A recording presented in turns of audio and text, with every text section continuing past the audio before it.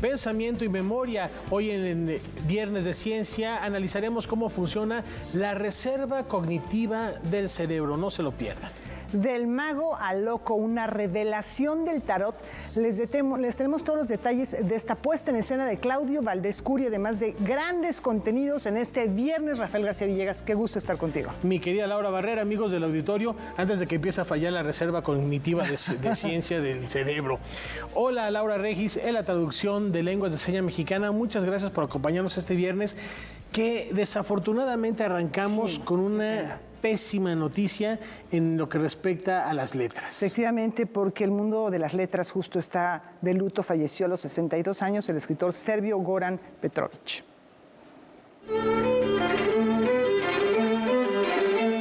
Goran Petrović pensaba que a diario se les describía el mundo a los seres humanos como un lugar trágico y que la civilización actual se preocupaba más por informarse que por desarrollar comunicación.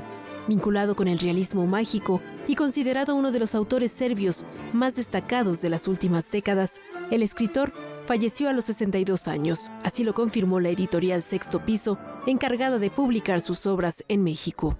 Con un estilo fantástico, sus historias fueron consideradas ejercicios literarios que, en ocasiones, se convirtieron en divertidas alegorías del poder de la imaginación y en otras adquirieron un aspecto casi litúrgico.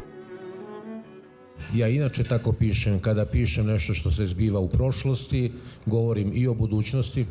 Kada pišem o sadašnjosti, podsjećam šta je bilo u prošlosti. En su reciente participación en el Hey Festival Querétaro 2023, el autor de libros como Consejos para una vida más fácil, Atlas descrito por el cielo y La mano de la buena fortuna, recordó que la literatura exige un esfuerzo mayor que solo teclear 2 o 3 letras, 2 o 3 frases. Con su obra, dejó claro que en el centro de su universo se encontraba la escritura y subrayó su anhelo por perpetuarse en las letras. Entre sus libros más recientes se encontraron Papel con sello de agua, publicado en 2023, la primera historia de su novela Delta, un universo de narraciones alegóricas que se va desarrollando desde la Edad Media hasta la actualidad. Fotografišemo jela kao da je bitno da ih fotografišemo, ne da probamo njihov ukus. Književnost je zapravo stariji oblik toga. Književnost nam govori gdje smo mi. Goran Petrović nació en 1961 en Serbia Central. Estudió literatura serbia y yugoslava en la Facultad de Filología de Belgrado. Ganó el premio NIN, uno de los mayores reconocimientos de su país, y formó parte de la Academia de Ciencia y Artes de Serbia. Fue la editorial Sexto Piso la encargada de traducir una parte de su obra al español.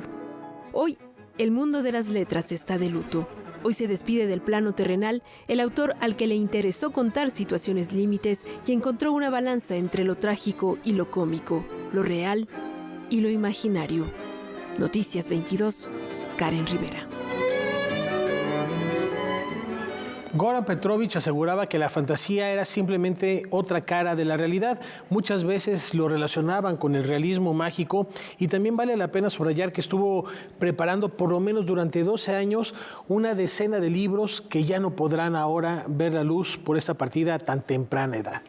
Ahora vamos a esperar si hay escritos por ahí que no estén totalmente terminados, pero que puedan ser editados para su posteridad, porque pues era una edad en total productividad la que tenía él cuando fallece, 62 años, muy influenciado por la literatura rusa, por la literatura francesa, y también él mencionaba su interés, como bien lo decías, Rafa, en la literatura del realismo mágico, que se basa sobre todo, primero está el surrealismo en las artes plásticas, y esto se traslada a la literatura, y seguramente los representantes más interesantes de esta corriente están en Latinoamérica, con Gabriel García Márquez, con Alejo Carpentier. Le gustaba mucho la obra de Borges también, así que bueno, pues ahí hay una presencia importante que seguramente no dejaremos de tener en cuenta para la lectura, porque ese es su mayor legado. Y visitante frecuente de nuestro país, estuvo aquí en 2016, lo trajo Alberto Ruiz Sánchez, a quien ya buscamos para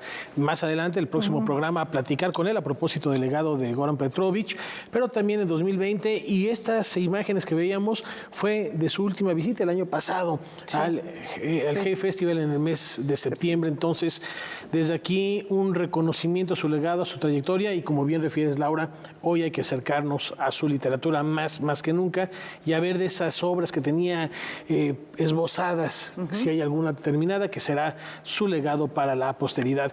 Y seguimos hablando de literatura con otro grande de los personajes de las letras. Hablábamos ahora de un autor mexicano que decía que nunca hay que confiarnos de lo que nos dice la memoria. Sí, hace una década alcanzaba la inmortalidad el autor de Batallas en el desierto. A 10 años de su fallecimiento, en la Casa Universitaria del Libro, se le rindió un homenaje al escritor mexicano José Emilio Pacheco. Creo que la obra completa de José Emilio Pacheco nos permite entender mucho de lo que está sucediendo, mucho de lo que es nuestro país, pero también reflexionar sobre la historia. La historia no como algo inamovible, sino como algo dinámico que nos ayuda a explicar nuestro presente. José Emilio Pacheco exploró la poesía, el ensayo, la novela, el cuento y la traducción. Fue uno de los creadores más destacados de la literatura mexicana del siglo XX. Pacheco fue un creador incansable y versátil que, además de dominar distintos géneros, estuvo comprometido con su momento histórico. Y además de la calidad literaria que encontramos en su obra, hay una mirada profunda, sensible y una capacidad de observación y compromiso social. La poeta Teddy López Mills recordó la carta que le dirigió el autor de Las Batallas en el Desierto a Octavio Paz, el 17 de agosto de 1966, sobre la edición de la antología de Poesía en Movimiento, que reunió a los mejores autores de 1915 a 1966. Su mensaje sobre su inclusión fue dirigida con una modestia combativa, según la escritora, y se convirtió en uno de los rasgos esenciales de su persona pública y de su poesía. Mi presencia como autor o participante es grotesca. No creo añadir nada a la poesía mexicana, excepto una tibia voluntad de forma, que es más bien la característica crepuscular del decoro. Su obra narrativa destacó por la experimentación en nuevas estructuras y técnicas narrativas. Temas como la pérdida y la singularidad de la niñez, así como las relaciones afectivas, son recurrentes en su obra. Sus artículos y ensayos son numerosos, y casi todos versan sobre la literatura, aunque también abordaban asuntos políticos y sociales, como lo hizo por más de 4 décadas con la columna Inventario. Creo que los inventarios son parte del trabajo más logrado de José Emilio, porque tenían una magia que ocurre pocas veces en el periodismo mexicano. José Emilio Pacheco publicó más de 30 títulos, entre los que destacan No me preguntes cómo pasa el tiempo, El principio del placer, La ciudad de la memoria y Morirás lejos. Entre los reconocimientos que obtuvo fue el Premio Cervantes y el Reina Sofía de Poesía Iberoamericana. No hay una escritura o un texto en el que no esté puesto todo su conocimiento y todo su talento. Creo que eso nos habla de lo que es un verdadero creador. Noticias 22, Óscar Cortés. Y no dejar de lado que también incursionó en el ámbito del guionismo, el gran José Emilio Pacheco. Efectivamente. Y cambiando de tema, como cada año, en torno al 27 de enero, la UNESCO rinde tributo a la memoria de las víctimas del Holocausto. Una fecha en la que se conmemora la liberación en 1945 por las tropas soviéticas del campo de concentración Auschwitz-Birkenau. Hace más de 3 décadas llegó una sobreviviente ashkenazi del Holocausto a la tienda de antigüedades de la familia Sazon para vender un par de objetos. Uno de estos fue el acordeón que aparece en pantalla, instrumento construido en Viena en la segunda mitad del siglo XX, que ahora rinde homenaje a todos aquellos que fueron silenciados por la persecución. El acordeón forma parte del nuevo acervo titulado Instrumentos de la Esperanza, que se integra al Museo Memoria y Tolerancia. Sus orígenes son diversos, ¿no? Es decir, no todos vienen del mismo lugar, de hecho no todos vienen de la misma persona. Fueron siendo recopilados en una gran labor por la Asociación Civil de Instrumentos de la Esperanza. Este nuevo acervo, que se suma a la muestra permanente del recinto, se compone de 15 instrumentos como un cello, un tambor, un piano y una ocarina, mismos que fueron propiedad o tocados por las víctimas y sobrevivientes del Holocausto. Entre estos objetos también se encuentra un violín muy particular. El violín de Stefan Prum. Es un violín que está en comodato para la colección. Stefan Prum era un gran concertista polaco y durante el Holocausto es perseguido. Él logra escapar del gueto y gracias a este violín sobrevive durante el Holocausto, ¿no? O sea, tocando el violín. Llega a México y entonces su familia aquí crece, pero es un ejemplo de los muchos instrumentos que hay acá. Como parte de las actividades del Día Internacional de la Conmemoración en Memoria de las Víctimas del Holocausto, esta colección puede verse en la entrada del Museo Memoria y Tolerancia, acompañada por la obra pictórica de Miriam Stillman. A veces narrar el terror es imposible, ¿no? O sea, las palabras no alcanzan. Y entonces una de las sobrevivientes, la señora Miriam Stillman, a quien conocemos como Buba, ella misma se llama Buba, lo que intentó hacer fue, de alguna manera, aprender a pintar para poder hacer esa narración, ¿no? A través de la obra pictórica. Entonces, de ahí se deriva también un poco la crudeza. Y lo que intentamos con estos días de conmemoración es traerla al presente y utilizarla de alguna manera como un ejemplo de lo que nunca debe volver a pasar. Noticias 22, Karen Rivera. La Sinfónica de Minería estrena imagen. Esta propuesta apuesta por la diversidad y la inclusión.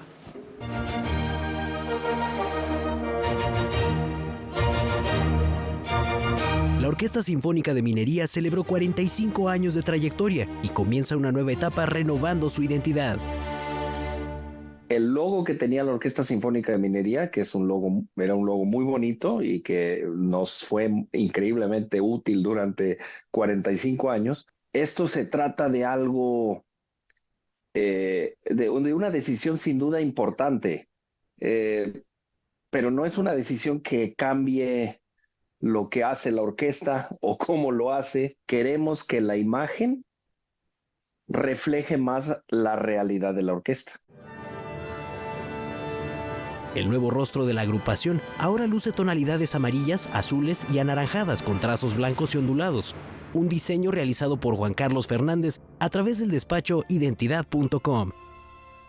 Tuvo la apertura de entrevistar a diferentes personas relacionadas con la orquesta, un poco para llegar a esta idea de movimiento y de vitalidad. Es muy interesante pensar que es un pentagrama que mira hacia arriba, cuya forma interna ya lo lleva uno a la forma de un cello, ya la lleva una de la forma del arpa, etc. Es decir, que hay mucho adentro.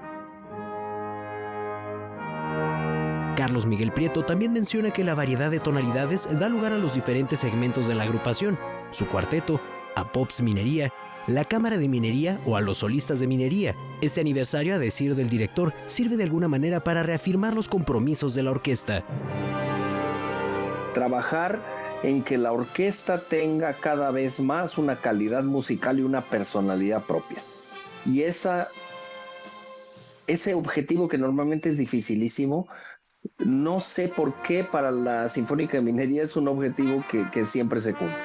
Los músicos, con su entusiasmo y con su calidad, logran maravillas como que este último lunes que tocamos un programa con el estreno de Clara, de Gabriela Ortiz, una obra dificilísima, El amor brujo de Falla y la tercera sinfonía de Beethoven, un programa increíblemente variado, increíblemente difícil, y la orquesta logra magia.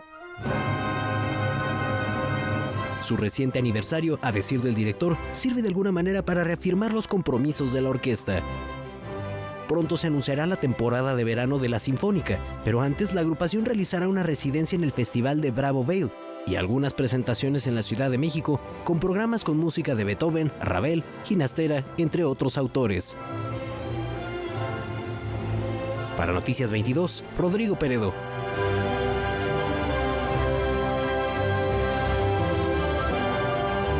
Sus pinceles ayudaron a dar luz al romanticismo. Y en sus lienzos inmortalizó la locura.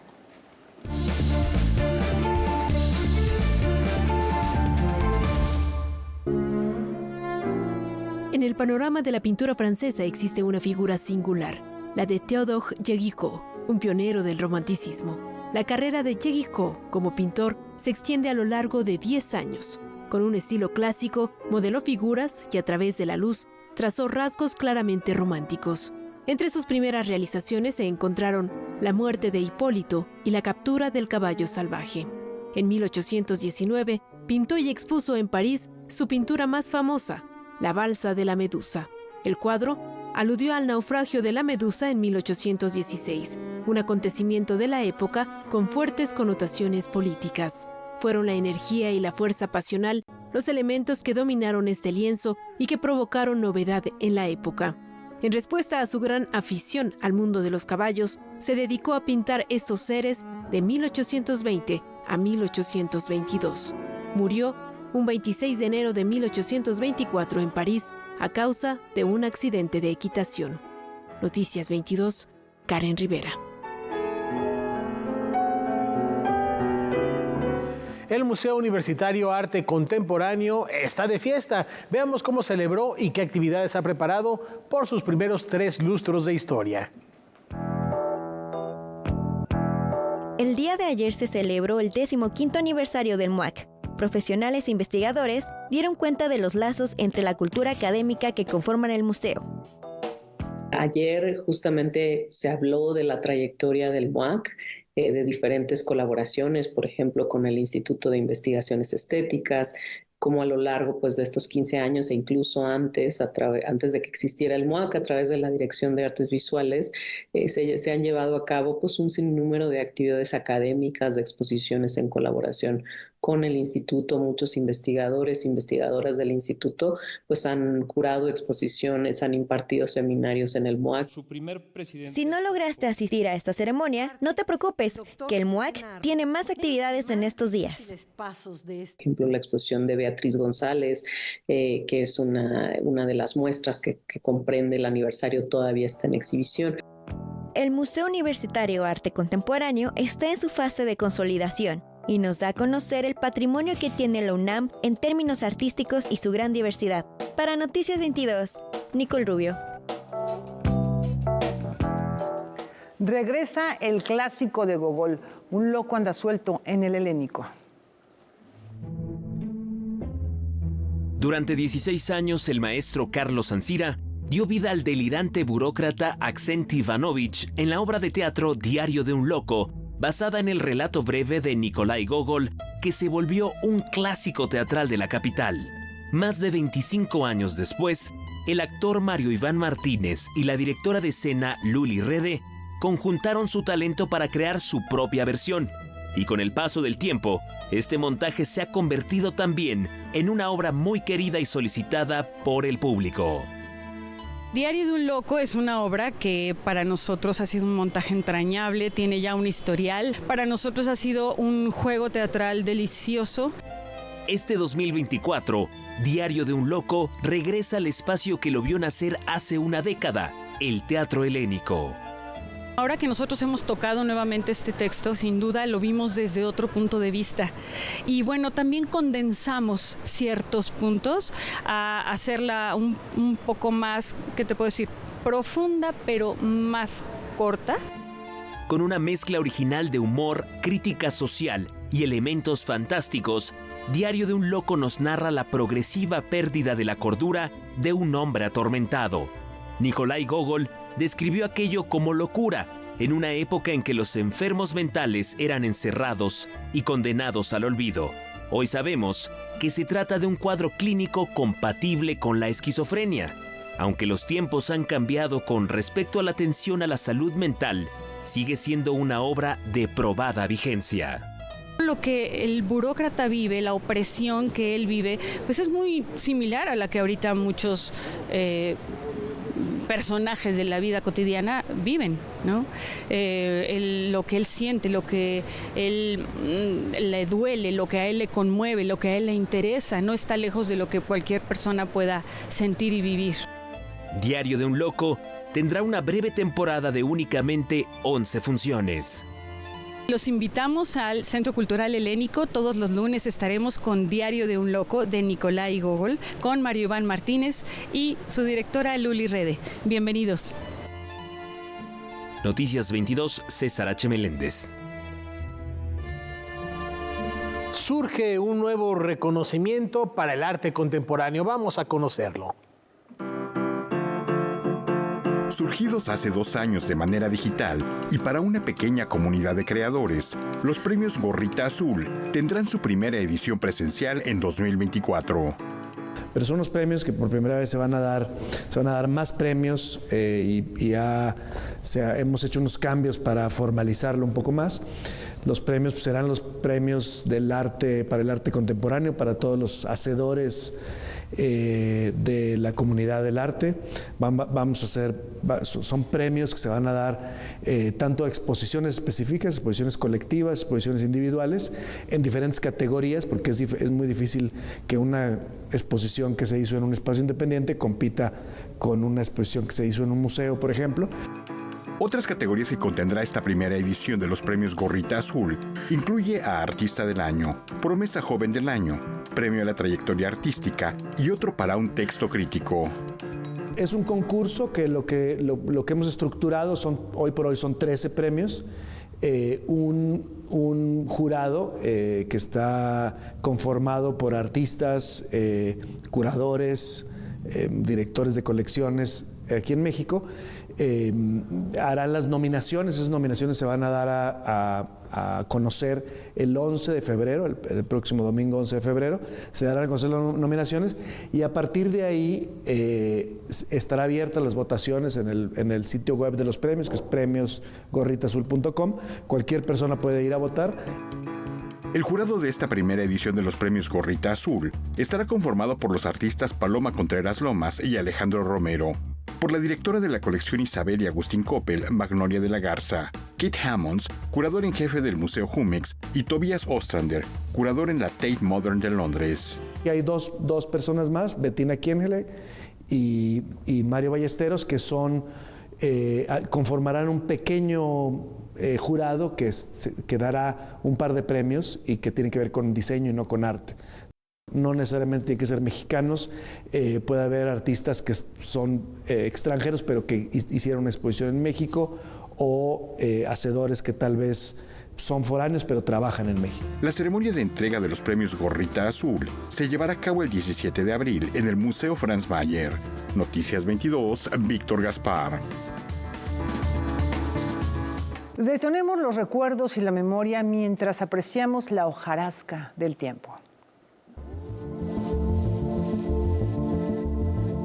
Desde Cuernavaca, Morelos, llega al Centro Nacional de las Artes la compañía independiente Teatro Súbito, con el montaje La hojarasca del tiempo, puesta en escena silente, que a manera de cómic fantástico y de historia ciberespacial, invita al público a pensar en la memoria de la humanidad. Son personajes que son más que humanos, vienen de toda una historia mítica por un lado y por otro lado una historia en la que la humanidad ha desaparecido y solamente queda su memoria, la memoria de todo lo que hemos sido como humanidad. Héroes, semidioses, androides y mutantes olvidados en el tiempo se pueden ver en esta propuesta escénica escrita y dirigida por el dramaturgo Rafael Degar. La historia gira en torno a Darkan, un viajero del tiempo que flota sumergido en un sueño intergaláctico y que tiene la misión de resguardar en un lugar sagrado el cristal que contiene toda la memoria del mundo. Entonces lo que hicimos fue jugar con el video, que el video apoye la escena, pero sobre todo que esté apoyado en eso, en el trabajo del cuerpo, en la máscara. Y bueno, viene a este personaje que es entre persona, entre animal, entre máquina, ¿no? Que es muy de la ciencia ficción, a tratar de resguardar en una ciudad que se llama Uruk, que además es una ciudad que en realidad existió en la antigüedad. Se ha vuelto mucho más interesante el trabajo físico o corporal, teatro corporal, a través de estas nuevas historias o de esta nueva visión de autores, directores, creadores contemporáneos. La compañía Teatro Súbito se creó en 1990 como un proyecto profesional de teatro alternativo. La hojarasca del tiempo se presentará como parte de los 30 años del CENART el sábado 27 y domingo 28 de enero en el Foro de las Artes. Noticias 22, Karen Rivera. Vayan tomando nota para llenar su agenda. Aquí está la cartelera cultural.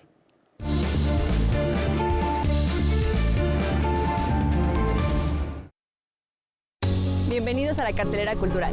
Córrele que aún puedes aprovechar las actividades del Zócalo es tuyo. Este fin de semana ve tempranito a tomar algunas clases de bicicleta y ya en la tarde te deleitas con danzones y orquestas. No te lo pierdas. Si te tocó el niño Dios en la rosca de Reyes, es tu turno de invitar los tamales. Pero para que no te salga tan caro, mejor ve con tu familia a la Feria del Tamal 2024 en Coyoacán.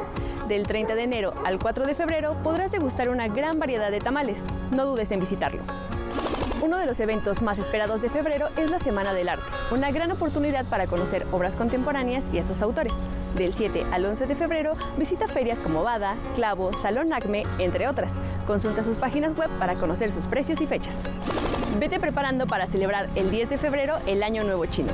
Este 2024 es el año del dragón de madera, el cual representa... Con cada latido, las mentiras tiemblan. Con cada latido se acerca más la verdad. Con cada latido, los rencorosos tiemblan. Con cada latido, la incompetencia se va. Porque otro México es posible. Con seguridad, sin divisiones, con igualdad. Con cada latido, nos acercamos más a la victoria. Porque somos millones los que queremos para México.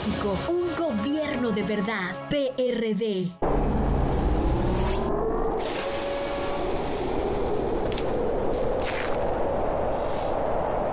¡Arráncate, México! ¡Hey! Movimiento Naranja. Y el futuro está en tus manos. Movimiento Naranja. Movimiento Ciudadano. Es el comienzo. Todo estará mejor. Movimiento Ciudadano. Si te agreden o amenazan para limitar tus derechos políticos. Si te ocultan o niegan información para impedir la toma de decisiones. Si tratan de obstaculizar tu campaña. Si te niegan recursos económicos para el ejercicio de tu cargo. Si minimizan tus opiniones, critican tu aspecto físico o vida personal. Si no te dejan opinar o votar por ser mujer. Es violencia política contra las mujeres en razón de género. Ante estas situaciones, el INE cuenta con un protocolo de atención. Infórmate y denuncia. ¡Contamos todas! En otras noticias, arrancó el proceso electoral 2023-2024. Nuestra corresponsal tiene toda la información. Adelante. En esta fiesta democrática en la Ciudad de México elegiremos jefatura de gobierno, diputaciones locales, alcaldías y concejalías. Y para sancionar irregularidades y proteger nuestros derechos político-electorales, puedes confiar en el Tribunal Electoral de la Ciudad de México. Garantizando justicia en tu elección. Hay veces que vale la pena recordar el pasado, mirar tu hogar y pensar en el partido que te apoyó para tener tu casa propia. Observar a tus hijos graduarse, gracias a que tuvieron una educación gratuita. Y reflexionar que México vivió mejores épocas, aun cuando algunos decían que estábamos mal. Hoy, vale la pena mirar al pasado para recordar que el PRI sí te apoya. PRI. Con los votos de los diputados y senadores del Partido Verde, se logró la mayoría para aprobar la reforma constitucional que garantiza que los programas sociales del presidente López Obrador sean un derecho permanente. Y año tras año los diputados del Verde votan para otorgar recursos para la pensión universal de adultos mayores, el apoyo al programa Jóvenes Construyendo el Futuro, las becas bienestar para todas las familias con hijos en educación básica y la beca universal para estudiantes de preparatoria. La 4T también es verde. Partido Verde. Ya no te aferres a un imposible. Disfruta de los más grandes éxitos de Los Bríos. Tengo miedo que callar sea mi forma de gritar. Qué lindo es mi México, con Mari Sánchez. Domingo, 16:30 horas. Qué bonitas canciones, qué bellas. Una caimana. Disfruta de la música de la cantautora Elo Beat. Espinosa que vive en el agua, en su caballo azabache. en una presentación desde una de las ferias editoriales más importantes de Latinoamérica en su tipo. El Lovit, Feria Internacional del Libro de Antropología e Historia, en Especiales del 22. Estreno, domingo, 18:30 horas.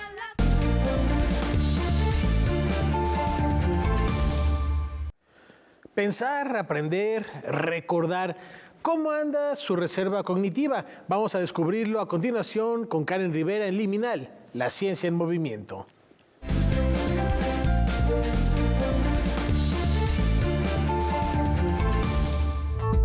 ¿Qué tal? Qué gusto saludarlos en Liminal, la ciencia en movimiento. El cerebro tiene una capacidad impresionante de tolerar cambios provocados por una lesión, por enfermedades neurodegenerativas o por el envejecimiento, al que nos enfrentamos día con día.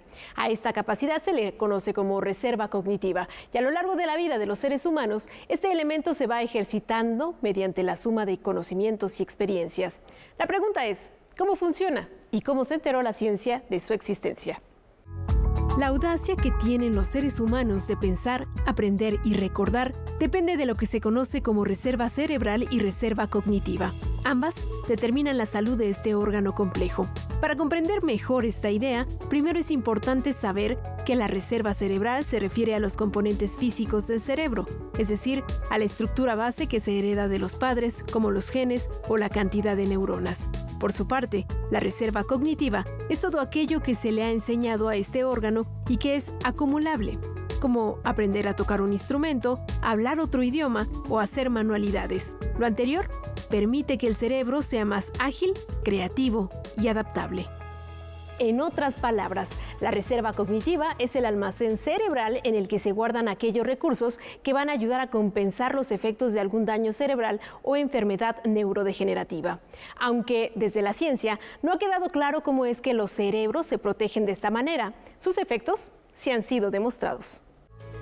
Estos hallazgos dieron un salto importante a partir del trabajo del epidemiólogo David Snowdon, quien realizó en 1986 el famoso estudio de las monjas en la Universidad de Minnesota, que buscó comprender el deterioro cognitivo asociado al envejecimiento y la enfermedad de Alzheimer.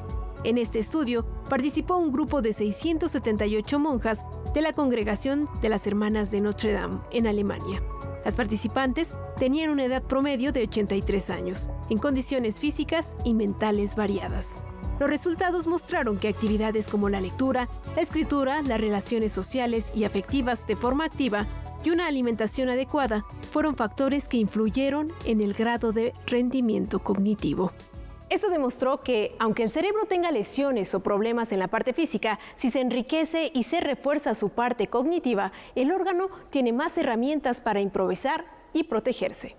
En padecimientos como el Alzheimer, por ejemplo, se ha demostrado que aquellas personas con mayor reserva cognitiva tardarán más en mostrar los primeros síntomas de la enfermedad y la progresión de la misma será más lenta.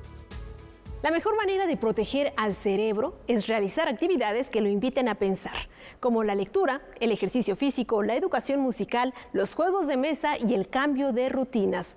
Prácticas saludables que colaboran con el mantenimiento de una mente activa. Hasta aquí la información. Nos vemos en la próxima. Las letras y la música llegan para vestir de fandango las tierras potosinas. A través del programa Fandangos por la Lectura se han atendido a más de 26,000 jóvenes de 25 estados de la República. Este año se espera llegar a otras 7 entidades. En el contexto de la lectura en voz alta tenemos música, a veces teatro, plástica, danza, y los chavos además una semana antes trabajan en talleres específicos para que sepan a qué van el día del evento. No queremos que se sientan como ¿a qué me trajeron?, sino que tengan un antecedente de lo que van a realizar el día del evento. Hasta el momento se ha leído la obra de 300 escritores en español, además de otras 15 lenguas originarias, y se han repartido 14,800 libros. La siguiente parada será la ciudad de San Luis Potosí, en donde se repartirá de manera gratuita una antología cuyo tiraje es de 1,000 ejemplares. Para el próximo lunes 29 de enero vamos a tener un fandango por la lectura en San Luis Potosí, y para ello nos ha apoyado muchísimo la Secretaría de Cultura de San Luis Potosí y la Embajada de Marruecos en México. Vamos a tener una selección muy heterogénea de poetas potosinos. Vamos a contar con las letras de poetas de la talla de Concha Urquiza. Nos va a acompañar a este fandango el escritor mexicano Alberto Ruiz Sánchez. Y Alberto Ruiz Sánchez, con mucha generosidad, nos compartió un cuento prácticamente exclusivo para el fandango por la lectura, que se llama Descubrir las cabras. Es un cuento muy... más que un cuento, es una vivencia, una crónica de un acontecimiento que tuvo lugar en un viaje de Ruiz Sánchez en Marruecos. El fandango por la lectura en San Luis Potosí se realizará en la Escuela Secundaria Jaime Torres Bodet. Además de textos de autores marroquíes, los participantes leerán la obra de Carolina Toro y Ramón López Velarde, entre otros. Tan solo tener a este grupo de personas leyendo con ellos los hace adentrarse en la lectura. Algunos de ellos incluso nos han compartido después del fandango que gracias a este ejercicio de lectura ellos se han acercado un poco más al hecho lector. Noticias 22, Alberto Aranda. Los arcanos se manifiestan en el Museo de San Carlos para hacernos vivir una experiencia multidisciplinaria. La compañía Teatro de Ciertos Habitantes regresa al Museo Nacional de San Carlos con una nueva temporada de Del Mago al Loco, una revelación del tarot. Una experiencia en la que convergen múltiples disciplinas artísticas desde 22 voces diferentes. Los actores o actrices en escena, cada función tendrán a un viajero invitado.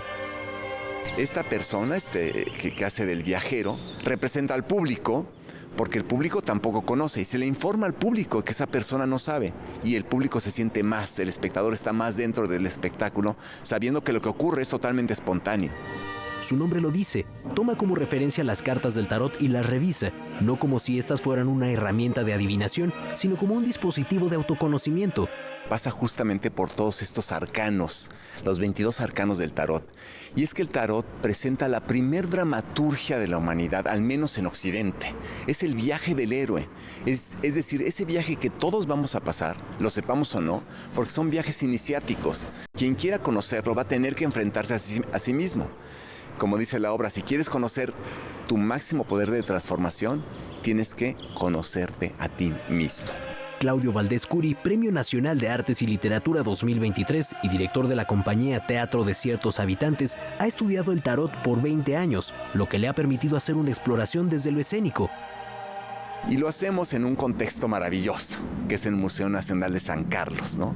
Este palacio increíble que recibe muy bien a la obra porque es un arte muy clásico. Bueno, el tarot está en todas partes, está en todo el arte religioso, el arte masónico, está a través de todo. Del Mago al Loco, una revelación del tarot se presentará todos los sábados y domingos de febrero y marzo a las 19 horas en la explanada principal del Museo de San Carlos. Los boletos se pueden adquirir a través de Boletópolis. Con imágenes de Daniel Rodríguez y Francisco Hidalgo, reportó para Noticias 22, Rodrigo Peredo.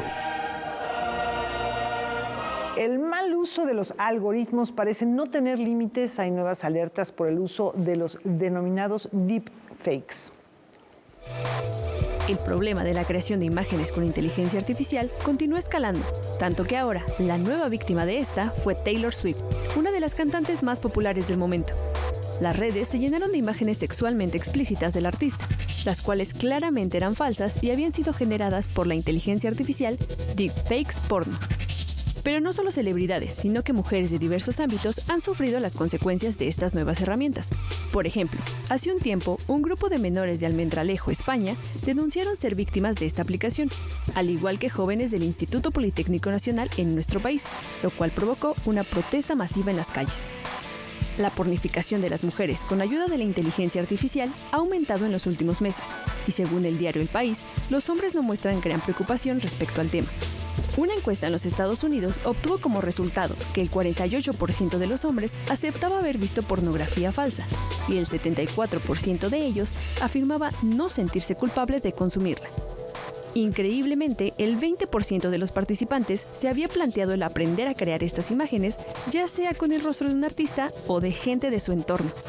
Taylor Swift se encuentra estudiando la posibilidad de demandar a la web que primero subió las imágenes antes de que éstas se viralizaran en la red social X. Mientras tanto, las fans de la cantante denunciaron la cuenta del usuario que las compartió y se mantienen al tanto de proteger a su ídola publicando contenido real para sepultar el pornográfico. Todo este tema hace preguntarnos, ¿cuándo se dejará de explotar el cuerpo de las mujeres? Y sobre todo, ¿quién podrá ponerles fin a estos cuestionables usos de las inteligencias artificiales? Para Noticias 22, Natalia Ochoa. La invitación, como cada semana, es a seguir Noticias 22 también en las redes sociales. Así que preparen su escáner de códigos QR y vean a continuación parte de los contenidos que pueden disfrutar en estas plataformas.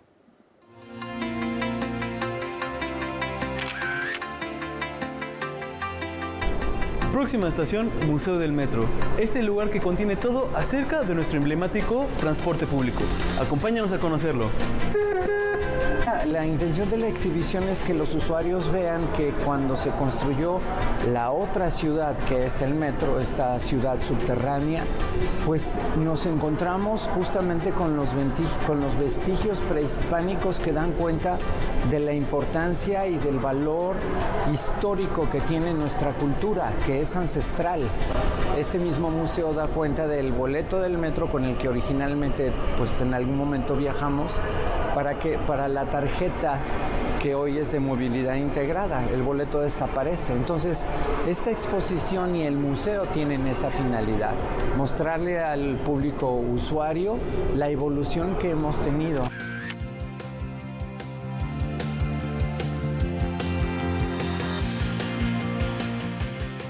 Y cuando despertaron, el gato ya estaba ahí.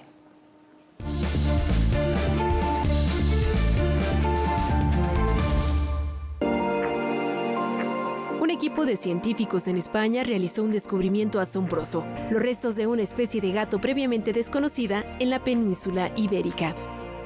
El hallazgo fue resultado de una excavación realizada cerca de Madrid por el equipo de paleontólogos del Museo Nacional de Ciencias Naturales. Se piensa que el felino vivió en Madrid en el Mioceno medio, es decir, hace alrededor de 15.5 millones de años. La descripción se ha hecho a partir de una mandíbula que fue recuperada en 2007. En el yacimiento paleontológico descubierto durante las obras de mejora del transporte de la estación madrileña Príncipe Pío. Esta mandíbula fue considerada muy robusta en comparación con la de felinos de talla similar, lo que sugirió una adaptación para soportar grandes tensiones durante la mordida. Los restos revelaron que este gato era considerablemente más grande que las especies actuales, con una estructura ósea robusta y dientes que indicaron una dieta carnívora. Este descubrimiento es crucial para conocer la evolución de los felinos debido a que constituye una nueva forma de esta especie hasta ahora desconocida.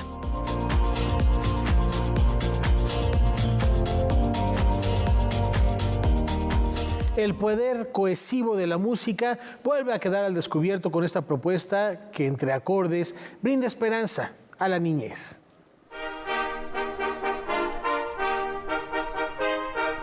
Jóvenes tocando instrumentos, montando un espectáculo mientras marchan por las calles de su comunidad, ofreciendo un mini espectáculo que siembra esperanza y confianza en los corazones de niños y jóvenes en situación vulnerable. La música transforma vidas en Uganda, Ruanda y Liberia, gracias a la organización Brass for Africa, que busca teñir de arte la realidad de niños y jóvenes en entornos de pobreza extrema. Hace más de una década, el piloto de avión Jim Trott fundó esta organización en el Reino Unido y desde entonces, asociado con más de 30 ONGs, incluyendo las Naciones Unidas, ha iluminado la vida de más de 1.500 niños y jóvenes. De acuerdo al diario La Jornada, semanalmente los jóvenes aprenden a tocar instrumentos de viento bajo la tutela de profesores, en su mayoría exalumnos africanos, fomentando acciones como trabajo en equipo, resiliencia, resolución de problemas y perseverancia. Por lo regular, los alumnos son huérfanos o niños que viven en hogares encabezados por otro menor, personas sin hogar o niñas que se han convertido en madres. Pero una vez que los jóvenes se han familiarizado con los instrumentos, los profesores organizan conciertos y esta mini actuación les da esperanza. En la Estrategia de Trabajo 2023-2028, Brass for Africa dirige su armonía hacia 5 áreas clave: igualdad de género, inclusión de personas con discapacidad, empoderamiento comunitario, preparación de la fuerza laboral y realización del potencial musical. escribiendo así un nuevo capítulo en la partitura de la transformación. Para Noticias 22, Diana Telles. Detrás del telón del Teatro Santa Catarina se puede apreciar el eclipse mismo que va a dejar al descubierto la fragilidad de las relaciones familiares. En alguna playa de Chiapas, una familia se reúne para sobrellevar la muerte de uno de sus miembros. La convivencia diaria, la llegada de un extraño y un inminente eclipse hace que todos lleguen al límite y vayan revelando su verdadera personalidad. Este es el escenario que nos plantea Carlos Olmos en la obra El Eclipse. Tenemos a 3 mujeres, que es la matriarca, doña Dominga, tenemos a su hija que se llama Elia, a su nieta, que es Indira, y por otro lado está el nieto, que también, bueno, es un personaje muy importante y que podríamos pensar que tiene el secreto más grande. Y por otro lado, pues tenemos a este extraño que se llama Mario, que viene a hacer una revolución en la familia y que coincide con el eclipse. La obra fue estrenada en 1991 y causó gran impacto por los temas que aborda y el manejo de los personajes. Trata de varios temas, pero el que creo que es mucho más complejo y más profundo es esta dualidad que todos tenemos, ¿no? De lo que presentamos ante nuestra familia, ante la sociedad, versus nuestros verdaderos deseos, nuestros intereses. Entonces, poco a poco vamos a ir conociendo la verdad interior de cada uno de los personajes. Yo creo que vamos a ver a la familia y vamos a reconocer a nuestra abuela, a nuestra madre, a nuestros primos. Algo que me parece muy bello es cómo reconectamos con nuestras raíces culturales, con nuestros dramas, con nuestros temas mexicanos, porque de pronto como compañía también los temas que estábamos manejando eran más lejanos cultural, ¿no? Shakespeare, no sé, dramaturgias lejanas. Y ahora, al tratar a un dramaturgo mexicano, uno se ve reflejado. El Eclipse, obra que se presenta en el Teatro Santa Catarina de la UNAM, es una realización de Caracol Producciones, compañía que se especializa en el teatro de sombras. No queremos ilustrar lo que está pasando en el presente en vivo, sino nos vamos a este mundo más onírico que tiene que ver mucho con la técnica que utilizamos, que está más cercano a la parte de fantasía o un poquito de magia. Entonces, de alguna manera, la obra es realista, pero hemos escuchado comentarios que de pronto ya con el montaje parece un realismo mágico. Y entonces lo que hicimos, sin mover casi nada del texto, porque esto es un homenaje a la pluma del maestro Carlos Olmos, logramos encontrar momentos en los que podemos agregar este lenguaje de sombras, de muñecas, de títeres, de teatro de papel. Y de alguna manera intentamos potencializar el discurso. Noticias 22, Alberto Aranda. Pues el frío como quieras aguanta, pero ¿podríamos sobrevivir si nos congelaran? The Night Country takes us one by one. La última temporada de True Detective de HBO, dirigida por la mexicana Isa López y protagonizada por Jodie Foster, revive la enigmática historia del incidente del Paso Dyatlov, en donde 9 excursionistas experimentados desaparecieron en el Ártico de Alaska y fueron encontrados congelados en las laderas de la Montaña de la Muerte el 27 de enero de 1959. No se sabe realmente qué pasó. Se cree que murieron a consecuencia de una avalancha, aunque muchos afirman que se trató de extraterrestres o yetis. El enigma perdura hasta hoy y es probable que nunca sepamos realmente qué sucedió, pero la pregunta, ¿los humanos pueden sobrevivir al congelamiento?, sigue presente. El especialista en física Gary Brine le dijo al portal IFL Science que simplemente no es posible y que muy probablemente nunca lo será. Esto debido a que la temperatura corporal normal es de 37 grados centígrados. Cualquier descenso por debajo de los 35 grados provoca hipotermia. Y aunque el cuerpo humano se adapta a temperaturas muy bajas, en realidad no puede sobrevivir a la criogenia humana, ya que cuando la temperatura interna llegue a menos de 0 grados centígrados, el frío habrá matado muchas células y órganos. Para Noticias 22, Diana Telles. Tras seguir el paso de 7 intelectuales y cotejar la historia y sus consecuencias, hay una pregunta que resuena. ¿Exilio? ¿Para qué? como una lectura diferente del exilio español, resultado de un trabajo de 20 años que se remonta a sus estudios de maestría en 2004 y su tesis de doctorado en 2013. Josep Abuch presenta su libro Exilio, ¿para qué? Identidad, precariedad, destrucción. El autor sigue la senda de 7 intelectuales del exilio republicano para cuestionar las narrativas tradicionales de este. No es un libro que más que reconstruir, como se suele hacer filológicamente, el pensamiento de estos intelectuales que son abordados, lo que trata es de ir datando los índices de precariedad a cuenta de la experiencia del exilio que va quedando que se van registrando en cada una de estas obras. Y en ese sentido ir construyendo lo que fue esta experiencia de exilio, con unas características muy particulares, su masividad, su elongación en el tiempo. El historiador Ramón Iglesias, el filósofo Adolfo Sánchez Vázquez, junto a Pedro Armillas y Ángel Palerm, conforman parte de esta pléyade, antecedida en los primeros capítulos por otros compatriotas.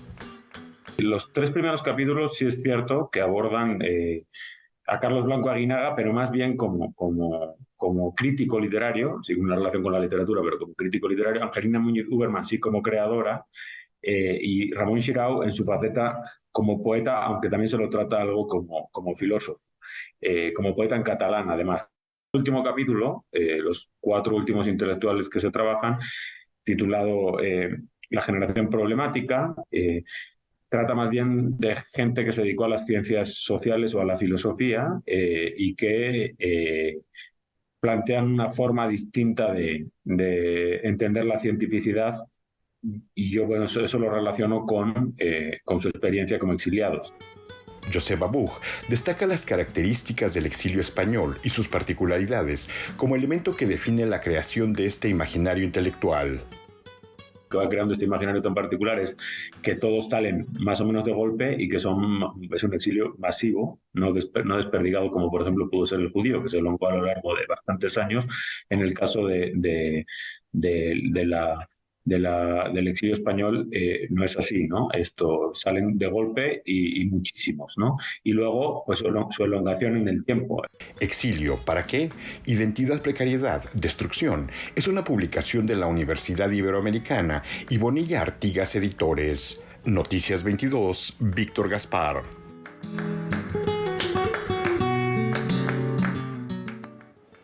Hoy nos despedimos con un recuerdo del guitarrista neerlandés Eddie Van Halen, el fundador de la banda que lleva su apellido con sus hermanos. La fundó, nació el 26 de enero de 1955. Laura, considerado uno de los mejores guitarristas de la historia. Guitarristas. Estuvo en el lugar 8. Ajá, no, pues en el top 10 de muchas revistas como Guitar Player o The Rolling Stone, por ejemplo. Él inventó la famosa técnica del tapping, que lo volvió famosísimo. Fallece muy joven, en el 2010, si la memoria no me falla, pero su legado continúa y así, no, en el 2020. En el 2020. Y hoy lo recordamos así, con esta leyenda que fundó, no solo con su banda, sino también como un referente de la guitarra. Efectivamente, con gran éxito en los años 80, vamos a recordar algo de Eddie Van Halen. Excelente fin de semana.